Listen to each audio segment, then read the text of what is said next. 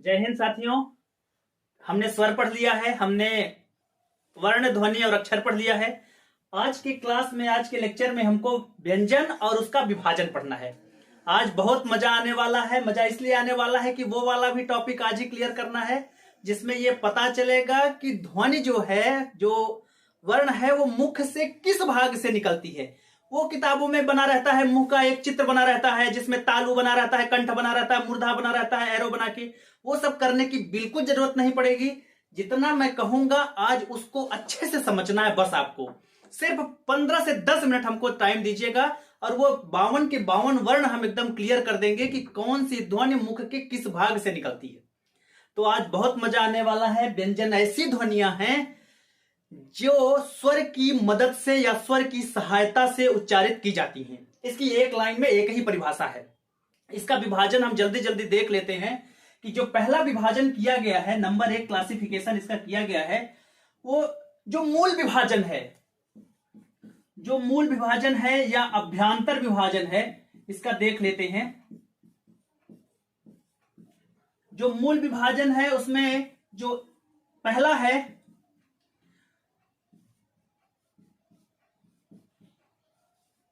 स्पर्श, इसी का नाम है स्पर्श व्यंजन, या दूसरा जो नाम है उदित व्यंजन भी इसी को बोलते हैं।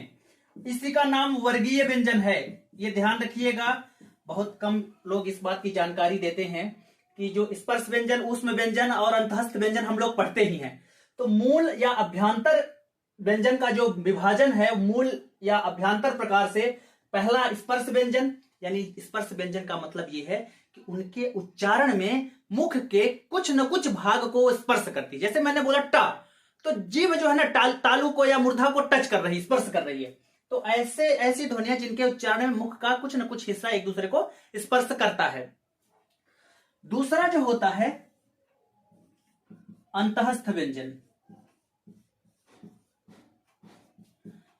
तीसरा जो है ऊष्म व्यंजन, और जो चौथा है, 4 प्रकार का है, जो चौथा है वो संयुक्त व्यंजन। ये 4 प्रकार का है, आपको पता है। छत्रज्ञस्र ये वाला है, यद्यपि हम इसको काउंट इसलिए यहां पे कर रहे हैं कि इसको साथ में ही हम बता देते हैं। स्पर्श व्यंजन या उदित व्यंजन या वर्गीय व्यंजन मतलब जिनके वर्ग हैं, जो उभर के दिखते हैं, उदित होके दिखते हैं, स्पर्श होते हैं मुख के किसी न किसी भाग से। तो ये तीनों का एक ही मतलब होता है। ये इनमें ना हर लाइन में 5-5 वर्ण होते हैं। क ख ग घ अंग, च छ ज झ ञ ट ठ ड ढ त थ द ध न और प फ ब भ म। ये पूरा इनको स्पर्श व्यंजन कहा जाता है, यानी 25 स्पर्श व्यंजनों की संख्या 25 हो गई। अंतःस्थ व्यंजन जो अंदर से निकले, यहां से निकले है ना, तो अंदर से जो निकलता है उसको बोलते हैं अंतःस्थ व्यंजन। तो ये होता है य, र, ल, हुआ। और ऊष्म व्यंजन, इन्हें संघर्षी व्यंजन भी कह दिया जाता है, जिनको बोलने में ना थोड़ा संघर्ष करना पड़े या जिनके बोलने में गर्मी, उष्मा उत्पन्न होती है। देखिए ना, आमतौर पे ना इसका नाम ही है ऊष्म व्यंजन। ऊष्म का मतलब ऊष्मा। ऊष्मा कैसे होती है? जैसे रगड़ते हैं ना, घर्षण होता है ना, संघर्ष होता है तो ऊष्मा उत्पन्न होती है, तो इसीलिए इसका नाम पड़ा ऊष्म व्यंजन। ठीक, जैसे आप सोचिए ना, जैसे हमने बोला श, संघर्ष करना पड़ रहा ना बोलने में, श, श, स। इनको बोलने में, अब जैसे मान लो किसी की तबीयत खराब है, वो चाहता है कि मैं अपने शरीर का तापमान नाप लूं, अंदर गर्मी है कि नहीं, तो कैसे करता है? ह बोलता है ना, ऐसे करके बोलता है कि यार सांस गर्म है, ऐसे करके बोलता है। तो उसमें जो व्यंजन है वो कौन कौन से? स, श, स और ह। ये 4 हो गई। उसमें संयुक्त व्यंजनों की चर्चा हम कर ही चुके हैं। ठीक, तो जो व्यंजन का वर्गीकरण है उसका जो पहला आधार है मूल प्रकार या अभ्यांतर प्रकार से व्यंजन को 4 भागों में बांटा गया। अब 4 भागों में बांटा गया। पहला स्पर्श व्यंजन मतलब 5-5 वाला गुच्छा, फिर अंतःस्थ व्यंजन जो अंदर से निकले, ठीक, यारा लावा, फिर ऊष्म व्यंजन जिसको बोलने में ना संघर्ष करना पड़े, ऊष्म या संघर्षी व्यंजन श, श, स, ह। और संयुक्त व्यंजन हमको पता ही है, हमने प्रीवियस क्लास में भी इसको पढ़ लिया है। तो एक क्लासिफिकेशन तो हमारा हो चुका है। अब जो दूसरा सबसे महत्वपूर्ण वर्गीकरण है इसका, वो उच्चारण स्थान का वाला है। तो उच्चारण स्थान वाले के लिए आप हमको 10 मिनट बहुत अच्छे से समझिएगा इसको। देखिए दूसरा मेथड जो है वो किसी काम का नहीं है, मैं पहले ही बता देता हूं। जैसे एक आपने सुना होगा वो अकह सवर्ण है तालुराम वाला, वो भी किसी काम का नहीं है। अगर मुख का वो चित्र बना के एरो तो वो पेपर में याद नहीं रहता है। आपको केवल 10 मिनट फोकस करके समझिएगा इसको। मैं पूरा 52 वर्ण आपको समझा दूंगा कि कौन सा वर्ण मुख के किस भाग से निकलता है। बस जैसा जैसा कहूंगा वैसा वैसा आपको करते जाइएगा। तो देखिएगा उच्चारण के स्थान के आधार पर दूसरा जो हमारा पार्ट है,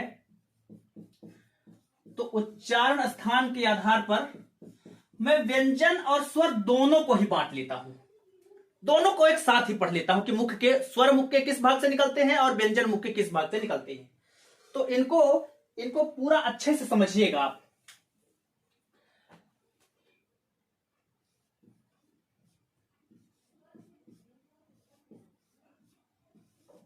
क ता मु दा ओ,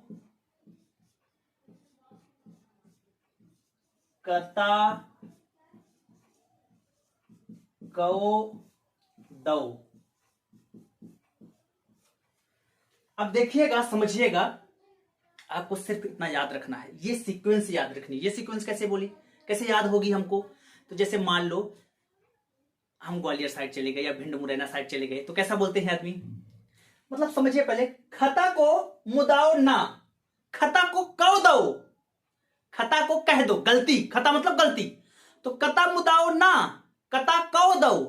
क का मतलब कंठ, ता का मतलब तालव्य, मु का मतलब मूर्धा, दा का मतलब दंत, ओ का मतलब ओष्ठ, ना का मतलब नासिक, कता मतलब कंठ तालव्य, कौ मतलब कंठोष्ठ, दौ मतलब दंतोष्ठ। तो कता मुदाओ ना, कता को छिपाओ नहीं, खता जो हो गई है ना उसको छिपाओ मत, उसको कह दो 2-3 बार जैसे आप बोलेंगे ना, बस इतना ही काम करना है हमको कि ये याद कर लेना है बस, और कोई बहुत ज्यादा कठिनाई वाली बात नहीं रहेगी। तो कता मुदाओ ना, कता कौ दो। अब देखो जरा, इसमें पहले हम ले लेते हैं स्वर, ऐसा क्लासिफिकेशन बना लेते हैं। स्वर का बना लेते हैं, व्यंजन का जो स्पर्श व्यंजन वाले हैं उसका बना लेते हैं, ये स्पर्श वाला बना लिया मैंने। इसके बाद अंतस्थ का बना लिया और ऊष्म का बना लिया। लेक्चर खत्म होने के बाद ना आप सीधे प्रैक्टिस सेट सॉल्व करिएगा, किसी का भी उच्चारण स्थान पूछेगा आपसे 100% बन जाएगा। बस एक बार जितना कह रहा हूं उसको समझते जाइएगा। सबसे पहले स्वर का, चूंकि 52 वर्ण है इसलिए थोड़ा सा कठिनाई, या 44 वर्ण है, मूल स्वर या मूल व्यंजन को हम समझेंगे तो थोड़ा सा तो कठिनाई रहेगी, क्योंकि 44 यानी 44 वर्ण को हमको बांटना है। तो ऐसा भी नहीं है कि बिल्कुल आसान होगा, थोड़ा सा ध्यान देंगे पूरा बन जाएगा, एकदम समझ में आ जाएगा। तो जैसे स्वर हम शुरू कर दें, छोटा आ बड़ा आ। अब जैसे स्वर है ना, स्वर का मतलब होता है कंठ। जैसे स्वर कोकिला, तो स्वर में अगर दाना फंस जाता है तो कोई दिक्कत, दाना फंस जाएगा तो स्वर निकलेगा ही नहीं। तो पहले हम स्वर, जब स्वर की बात आती है तो दा और ना को काट देते हैं और सिंपली लिख देते हैं, छोटा आ बड़ा आ, छोटी ई बड़ी ई, री ऋषि, छोटा ऊ बड़ा ऊ, ठीक, छोटा ऊ बड़ा ऊ, ए ओ औ। मैंने कुछ भी नहीं किया, मैंने कुछ भी नहीं किया है। बस देखिएगा, कता मुदाओ ना, कता कौ दो की सीरीज लिखी और सीधे लिख दिया छोटा आ बड़ा, छोटी बड़ी, फिर री ऋषि। ध्यान रखिएगा, री ऋषि यहीं पे कर लेना है। फिर दा कटा है ना कटा है, छोटा ऊ बड़ा ऊ, ए ओ औ। अब मान लीजिए कभी पेपर देते समय हमको भूल गया, तो हमको ये बात बहुत अच्छे से पता है कि इतना भी अगर आप याद किए रहेंगे ना, 1 2 और 3, ये 3 भी अगर याद रहेगा तो भी आपका काम चल जाएगा। यार बहुत सिंपल है भाई, छोटा ऊ रहेगा तो ओ माने ओष्ठ, तो ओष्ठ वाला तो आपको याद रहेगा ही कि ओष्ठ में ऊ आएगा। कंठ में शुरुआत वाला याद रहेगा कि आ कंठ वाला है, ई जो है तालव्य वाला है। तो देखिएगा, मान लीजिए कभी भूल गया, तब की बात हम कर रहे हैं कि कंठ और तालव्य अ और ई मिलकर ए बनता है। तो देखिए ए और ए, कता में देखिए ना, कंठ अ को जब ई से मिलाते हैं तब हमारा ए बनता है ना, हमने पढ़ा भी है। तो इसको मिलाने पर ए बनता है और इसको मिलाने पर ओ बनता है, माने अ, और जब हम ऊ को मिलाएंगे औ तो ये बन जाएगा। इसी तरह इसको और इसको मिलाएंगे आई, तो ये बन जाएगा, ये वाला बन जाएगा। तो कहने का मतलब कभी भूल भी गए ना तो मिक्स भी कर लेंगे, कि कंठ का याद है, तालव्य का याद है, तो कता मिला दिया, कंठ तालव्य मिला दिया तो कता वाला बन गया।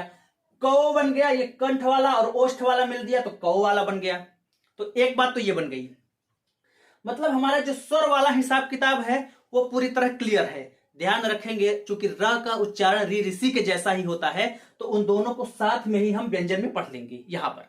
ठीक, तो हमने कुछ नहीं किया, कता मुदाव ना लिखा, चूंकि स्वर में अगर दाना फंस जाता है तो दा और ना को काट लिया और बाकी पूरा लिख दिया। अब देखिए स्पर्श व्यंजन को समझिएगा, इनकी संख्या 25 है। 25 तो एक झटके में क्लियर हो जाएगा। देखिएगा कैसे, क वर्ण वाला पूरा कंठ का हो जाएगा, क ख ग घ अंग। च वर्ण वाला पूरा तालव्य का हो जाएगा, ट वाला पूरा मूर्धा का हो जाएगा, त वाला पूरा दंत का हो जाएगा, प वाला पूरा ओष्ठ का हो जाएगा। अब मान लीजिए, देखिएगा क ख ग घ अंग कंठ। देखिए पहला क्या है हमारी जो टेक्निक है, देखिए कैसे सॉल्व करना है। क ता मु दा ओ, ये याद है, क ता मु दा ओ। अब मान लीजिए मैंने पूछा बताइए ट टमाटर का उच्चारण स्थान बताइए, तो आपको पता है कि ट टमाटर किस लाइन में आता है, तीसरी लाइन में आता है। 1 2 3 क च ट टमाटर तीसरी लाइन में आता है ना। और आपका तीसरा टेक्निक में क्या है, ट्रिक में तीसरा क्या आता है, क ता मु यानी मूर्धा, तो ट आ जाएगा मूर्धा में। अब आदमी एक बार जैसे पेपर हुआ ना, उसमें पूछा था ढ का उच्चारण स्थान बताइए, तो जो बगल वाला था मेरे, वो पता कर रहा था कि यार ढ जो है ना, ढ आप बोलिए ना, तो आपको बोलने पे ऐसा लगेगा यार ढ तो तालव्य पे टच हो रहा है, लेकिन हो रहा है ना, ढ बोलता है आदमी तो जीभ जो है तालव्य को टच करता है और पहला ऑप्शन भी तालव्य ही दिया रहता है। तो हमको ये वहां समझना है कि जो अपना तालव्य का मिड पोर्शन है ना, उसी को तो मूर्धा कहते हैं। तो देखिए अब मान लीजिए एक आया, मान लीजिए मैंने पूछा द दवात का उच्चारण स्थान बताइए, तो आपको ये पता है द आता किस लाइन में है, चौथे लाइन में आता है। कैसे, क ख ग घ अंग च छ ज झ ञ ट ठ ड ढ ढ त थ द ध न, चौथे लाइन में आता है ना। चौथा आपका ट्रिक क्या है, चौथा शब्द क्या है, क ता मु दा यानी दंत। तो कोई भी अगर पूछता है ब बकरी पूछ लिया मान लीजिए, तो आपको पता है ब बकरी जो है 5वें लाइन पे है, 5वें लाइन पे प फ ब भ म वाला पूरा आएगा। तो 5वां आपकी ट्रिक में क्या है, क ता मु दा ओ, तो यानी प फ ब भ वाली जो पूरी सीरीज है वो ओष्ठ वाली पूरी सीरीज हो जाएगी। अब जैसे मान लीजिए पूछा है ज जहाज का उच्चारण स्थान, ज जहाज का उच्चारण किस में आता है, ज जहाज च छ दूसरे में आता है ना। तो जब दूसरे में आता है तो आपके ट्रिक का दूसरा शब्द क्या है, तो दूसरा ट्रिक का हमारा शब्द है तालव्य। इसी तरह जल्दी से कोई भी ऐसा समझते हैं, मैंने पूछा भ भालू का उच्चारण स्थान बताइए, तो भ भालू आपका 5वें नंबर पर आएगा। बस इतना ही, पेपर में हमको ज्यादा टाइम बिल्कुल नहीं लेना है। आपको ये पता है कि भ भालू जो है 5वें नंबर पर आता है। कैसे 5वें नंबर पर, भाई प फ ब भ 5वीं लाइन होती है ना, क च ट त प 5वीं लाइन है। और आपके ट्रिक का 5वां लेटर कौन सा है, ट्रिक का 5वां लेटर, अच्छा क ता मु दा ओ, तो ओ ओष्ठ जो है वो 5वां लेटर हो जाएगा। तो 25 तो एक झटके में खत्म हो गई पूरी, 25 ये खत्म हो गई, 11 ये खत्म हो गई, अब केवल 8 बचे हैं, अंतःस्थ और ऊष्म। तो देखिएगा अगर आपको इसमें भी बहुत जल्दी वाला चाहिए ना, तो बस केवल 3 शब्द याद रखिएगा, राष्ट्र, ये चार आप देख लीजिएगा, हक,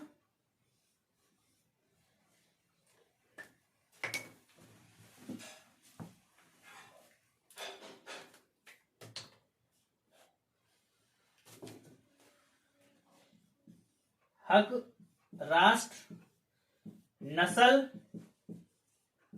और यश। बस ये 4 शब्द हैं, खेल खत्म हो गया पूरा। अगर मान लीजिए पूछता है भाई आपके पास अंतस्थ में क्या बचा है, भाई या र ला वा यही बचा है, और उसमें में क्या बचा है, श श स हा, बस यही बचा है। तो याद बताइए जरा, जो यस है, यह शब्द है, आप जानते हैं बघेली में या सॉरी वहां बुंदेलखंड में या को ज को य बोलते हैं, ज को ही य बोलते हैं। जैसे मान लो बोलना हो ये बात, तो वो बोलेंगे जे बात, तो य को वो लोग ज ही बोलते हैं, ठीक है। तो जो ज है वही य है, ठीक। आपको याद, जैसे मान लीजिए कि ये शब्द कैसे याद रहेगा कि हमारा जो राष्ट्र है ना वो अच्छे यश प्राप्त करे, उसका हक है कि अच्छा यश प्राप्त करे और अच्छे नस्ल की पैदावार करे, हमारे राष्ट्र का ये हक है। तो जो क है वही ह है, तो क का तो पता है क कंठ है, तो ह भी कंठ है। राष्ट्र में देखिए ना, राष्ट्र शब्द में आपको तीन में से किसी का पता है, तो हाँ पता है सर, ट टमाटर का पता है, ट टमाटर मूर्धा है। अरे ट टमाटर मूर्धा है तो र रस्सी भी मूर्धा है और श षटकोण भी मूर्धा है। नस्ल में कोई पता है? हाँ सर, ना का पता है ना, त थ द ध न चौथे नंबर का है, त थ द ध न, त चौथे नंबर का है। तो आपके ट्रिक का चौथा शब्द कौन सा है? क ता मु द यानी दंत। तो जब न दंत है तो स भी दंत है, ल भी दंत है। यश जो या है वही श शक्कर है। तो या तो पता है, या तो पता है कि या तो जा है, या का मतलब जा, ये बात जे बात। तो जब या का पता है कि या जो है वो जा है, तो जा कौन सा है? च छ ज झ। दूसरा वाला क्या है? तालव्य है। तो ये सारे शब्द ना याद रखिएगा। अब रेंडमली मैं कोई भी आपसे पूछ लूं कि बता दो भाई ह क्या है, तो आपको तुरंत दिमाग में आएगा हक। जो क है वही ह है। क क्या है? क तो कंठ है सर, तो ह भी कंठ है। एकमात्र ऐसा लेटर जो दंतोष्ठ है ये पूरी सीरीज में, वो है व। एकमात्र ऐसा लेटर है जो इस सीरीज में सबसे नीचे स्थान पर है, व। और एक अरबी का, और मान लीजिए फ में अगर ये नुक्ता लगा दी जाए, ये बिंदी ना, तो भी वो दंतोष्ठ हो जाती है। कई बार वो पेपर में पूछा भी है कि फ है वो। तो देखिए ना, फ और व दोनों एक ही जैसे उच्चारित हो रहे हैं ना, इसलिए ये दोनों दंतोष्ठ हैं। लेकिन ध्यान रखिएगा, फ नहीं, प फ ब भ तो आपको पता है कि पांचवी लाइन का है, ओष्ठ है, ठीक ना। तो बस हमको याद क्या रखना है? कता मुदाओ ना, कता कौ दो। बस सिंपली ये याद कर लेना है। स्पर्श व्यंजन की पूरी सीरीज याद कर लेना है। एक रैंडमली मान लीजिए मैंने पूछा कि बताओ भाई धा धनुष का उच्चारण स्थान बताइए, तो आप कैसे बताएंगे? सर धा धनुष का उच्चारण स्थान, धा धनुष चौथी लाइन में आता है, और जो हमारा चौथा शब्द है वो 1 2 3 4 यानी दंत है। तो धा धनुष दंत है सर। कितना आसान हुआ। मैंने पूछा ठ ठठेरा वाला क्या है, तो आपको पता है कि ठ ठठेरा तीसरी लाइन में आता है, और हमारा जो तीसरा शब्द है क ता मु यानी मूर्धा का हो जाएगा सर। तो बस इतना सा काम करना है। इसको बहुत अच्छे से एक बार प्रैक्टिस कर लीजिएगा, पूरा अच्छे से समझ में आ जाएगा। अब तीसरा जो प्रकार है, पेपर में बहुत सारी बातें भूल जाती हैं या आदमी एक सीमा तक ही याद कर सकता है, लेकिन अगर उसको अच्छे से समझा रहेगा तो काम बन जाएगा। जैसे मान लीजिए जो हमारा तीसरा क्लासिफिकेशन है, प्राणवायु के आधार पर या श्वास के आधार पर व्यंजन के भेद मान लीजिए पूछता है, तो प्राणवायु या श्वास के आधार पर का मतलब है मुख से ज्यादा वायु निकलेगी या तो कम वायु निकलेगी। तो इसके दो प्रकार होते हैं। कौन कौन से? एक अल्प प्राण और दूसरा महाप्राण। एक अल्प प्राण और एक महाप्राण। आप मन में सोचिए ना कि ये अल्प प्राण जो है, ये महाप्राण जो है, सुनने में या लिखने में इसमें कुल कितने लेटर हैं? 1 2। इवन है, इसमें 2 से तो ज्यादा है या 2.5 है, मतलब पर 2 तो नहीं है, 2 से ज्यादा मतलब 3 समझ लीजिए इसको। तो ये जो है जितने भी इवन वाले होंगे यानी सम वाले होंगे वो महाप्राण होंगे। सम का मतलब सम स्थान पर, और जितने भी विषम स्थान पर होंगे वो अल्प प्राण होंगे, ये विषम स्थान पर। इसका क्या मतलब समझा जाए? इसका मतलब ये है, देखिएगा, जैसे मान लीजिए लिखा है क ख ग घ अंग, ठीक। तो ये 1 नंबर पर है, ये दूसरे नंबर पर, ये तीसरे नंबर पर, ये चौथे नंबर पर, ये 5वें नंबर पर। तो जो जो सम स्थान पर वहां प्राण है, सम स्थान पर तो सर ये है, ये वाला है। इसकी अभी एक टेक्निक भी सीखेंगे तुरंत कैसे सॉल्व करना है। तो महाप्राण में देखिए ना, दूसरा और चौथे नंबर पर जो आया महाप्राण, और 1 3 5 यानी जो विषम स्थान पर है वो अल्प प्राण। तो क ख ग घ अंग हो गया, इसी तरह च छ ज झ यहाँ हो जाएगा, ट ठ ड ढ अड़ा हो जाएगा, त थ द ध ना हो जाएगा, प फ प ब म हो जाएगा, यहां तक। अब 2 गुच्छा बना। कौन सा गुच्छा बचा है बताओ? सर अंतस्थ वाला बचा है और ऊष्म वाला बचा है।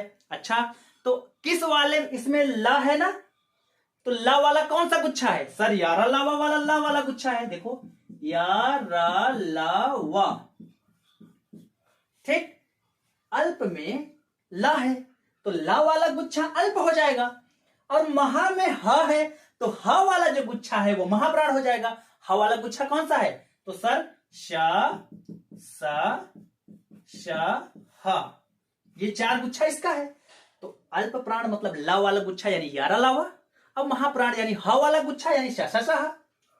तो अंतस्थ जो हो जाएगा वो अल्प प्राण, और जो ऊष्म है वो महाप्राण हो जाएगा। अब मान लीजिए पेपर में आता है, पेपर में आता है तो हम पहचानेंगे कैसे, उसकी एक टेक्निक सीखिएगा।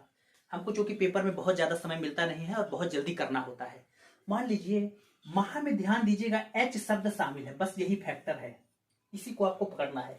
अल्प प्राण और महाप्राण में आप क्या नोटिस कर रहे हो, जिस जिस लेटर में, अच्छे सुनना मेरी बात, आप 1 सेकंड लगेगा आपको सॉल्व करने में, जिस जिस लेटर में, जिस जिस वर्ण में एच मौजूद रहेगा वो महाप्राण होगा। अच्छे सुनिए, जिस जिस ध्वनि या वर्ण में एच मौजूद होगा उस वो महाप्राण होगा। तो मान लीजिए पेपर में मिला घ घड़ी, तो सर इसकी स्पेलिंग है GH, सर ये महाप्राण है घ घड़ी। मैंने बोला ध धनुष, सर ध धनुष मतलब DH, सर महाप्राण होगा सर। मैंने बोला ड डमरू, सर ड डमरू मतलब D, सर अल्प प्राण होगा। मैंने बोला त तरबूज का, तो ये ता वाला जो है ना त का टी, सर अल्प प्राण होगा। मैंने बोला भा भालू, तो आपने बोला सर BH यानी H है सर महाप्राण होगा। मैंने बोला ख खरगोश, आपने बोला KH, सर महाप्राण होगा। मैंने बोला झ झंडा, सर JH, H मौजूद है ना तो महाप्राण होगा। सीधे ऐसे ही देखिए, टेक्निक हमको डेवलप करनी पड़ेगी।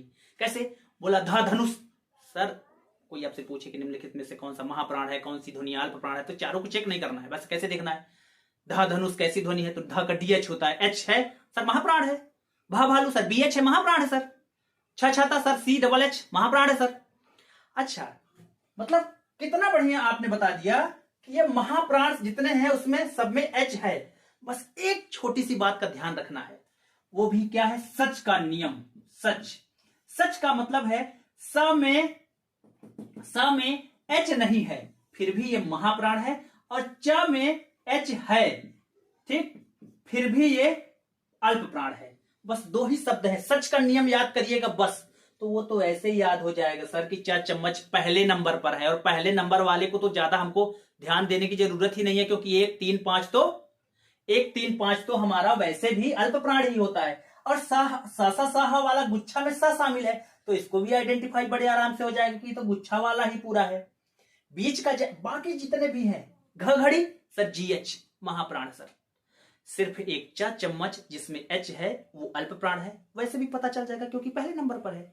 दूसरा स जिसमें H नहीं है फिर भी वो महाप्राण है, क्यों? क्योंकि H वाले गुच्छे का है, इस कारण से। मैंने बोला थ से थर्मस सर TH महाप्राण सर। ध से धनुष सर DH महाप्राण सर। द से दवात सर D अल्प प्राण सर। मैंने बोला ट से टमाटर सर T अल्प प्राण सर। तो आपको जल्दी जल्दी जब प्रैक्टिस करेंगे ना तो इसकी बड़े आराम से इसकी टेक्निक सीख जाएंगे आप। चौथा जो हमारा क्लासिफिकेशन है वो घोषत्व या कंपन के आधार पर। किसका घोषत्व या कंपन? हमारे वोकल कार्ड का, हमारे स्वर यंत्री का। जो ये गला नहीं है, ये वाला हिस्सा, यहां से जो आवाज निकलती है ना, उस कितना वाइब्रेशन करता है कि नहीं करता है, उस आधार पर हमने घोषत्व के आधार पर इसको 2 भागों में बांटा है, अघोष और सघोष। मतलब जो घोष के बिना हो रहा है, या कंपन जिसमें नहीं हो रहा है वो, या जिसमें घोष हो रहा है, उसको सघोष बोलते हैं। जानबूझ के आपको ऐसा लग रहा होगा कि सारा उत्तर ना इसी में छुपा हुआ है, सारा उत्तर आपका इसमें छुपा हुआ है। मैं जानबूझ के अघोष को अद्योष लिखा हूं, देखिएगा ध्यान से देखिए इसको। मैं जानबूझ को इसको अघोष न लिख के अद्योष लिख दिया हूं, ऐसा करके लिख दिया हूं ताकि आपको दिखे भी कि अघोष जैसा है और इसमें उत्तर भी आपको मिल जाए। अद्योष का मतलब है आगे के 2, देखो लिखा है ना, अद्यो आगे के 2, अद्यो आगे का 2, फर्स्ट 2 लेटर्स, मतलब कखा चछा टठा तथा पफा, आगे के 2 लेटर, ठीक। सघोष में पीछे के 3 लेटर, जैसे मान लीजिए लिखा है क ख तो अघोष हो गए, ग घ अंगा ये सघोष हो गए। इस तरह से हमारे 25 का निराकरण तो हो गया, 25। अब जो दूसरी बात है, अभी हमारा बचा है ना कौन कौन सा, अंतस्थ और ऊष्म, वो 8 गड्डी बची है 4-4 की। तो देखिएगा कितनी बढ़िया बात होती कि वो जो तीनों स वाले गुच्छे हैं, केवल 3 स वाले हैं ना, 3 स श, वो 3 जो स वाले हैं वो सघोष होते तो याद करने में कितनी मजे आ जाती हमको। लेकिन अनफॉर्चुनेटली वही 3 अ जो है, वही 3 स जो है वो अघोष हैं। यानी ये 3 स जो है ये वाले, ये 3 अघोष हैं, बाकी जिनमें श नहीं है वो सघोष हैं। यानी कौन कौन से, या, रा, ला, व, और इसी का एक बचा हुआ है हिस्सा ना, हा। तो सोचिए 5 हो गई ये। तो जो अघोष है, फर्स्ट 2 लेटर्स, अद्योस आगे के 2, अद्योस आगे के 2, और जो तीनों श है अगर वो सघोष होते तो मजा आ जाता, लेकिन नहीं, मजा नहीं आएगा। क्यों, वही 3 श जो है वो अघोष हैं, बाकी जो जिसमें स नहीं है वो सारे पहुंच गए स वाले सघोष वाले में, या, रा, ला, व, हा वाले में। तो मान लीजिए कभी पूछता है ना, एक ही लाइन में हम स्वर का भी निपटारा कर रहे हैं, समझिएगा मेरी बात को, एक लाइन बोलूंगा और पूरा निपटारा हो जाएगा।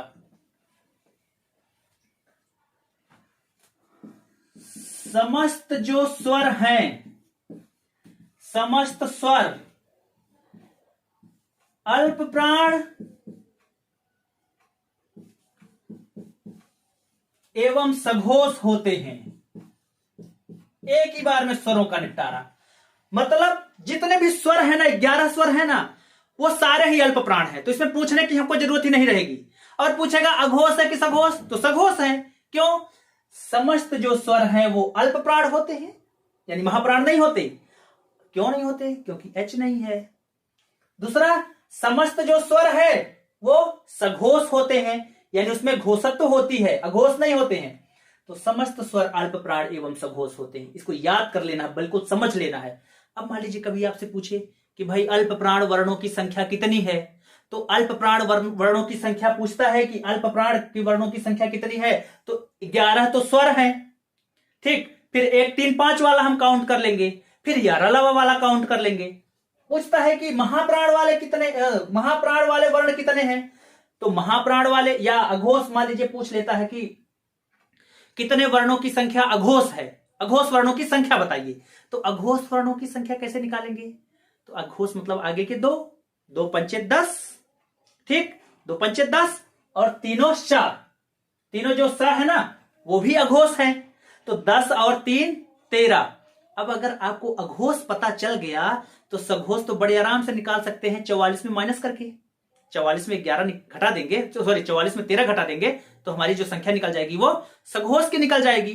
तो इस तरह करके हर चीज को हम बड़े अच्छे से समझ सकते हैं कि जो व्यंजन का वर्गीकरण मेन जो 4 आधारों पर किया गया है उसकी श्रृंखला हमने खत्म कर ली।